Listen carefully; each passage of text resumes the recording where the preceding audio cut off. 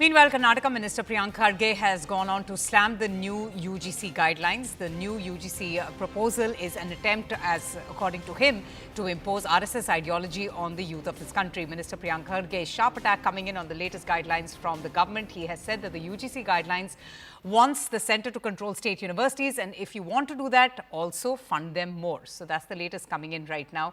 So what exactly is the main objection to these proposals?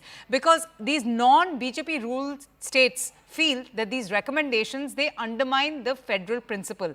Is it because that they feel that it takes away the autonomy of the state government from these universities, that the regulations actually strip the state governments of their legitimate role in appointing vice chancellors, in which a state government actually has a say to it?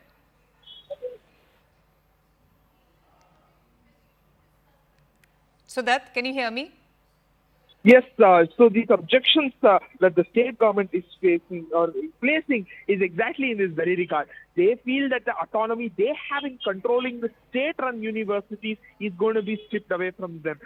They are saying that with regards to the appointment of vice chancellor to all the state universities, they also had a say, and it was not just the governor or anyone else.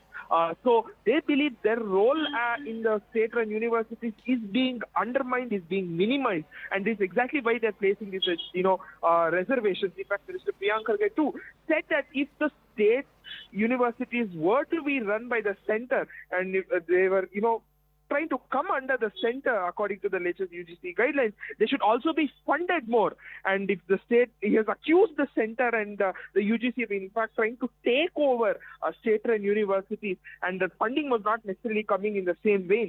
So this is exactly why the Karnataka government too is raising objections. They believe the government's role in running higher education institutes here, the state-run universities, is definitely being undermined thanks to the latest UGC regulations. Something Minister M.C. Sudhakar said too, that they had no reservations in the past, but the latest have caused quite a flutter here, as you can see even in the neighboring states as well.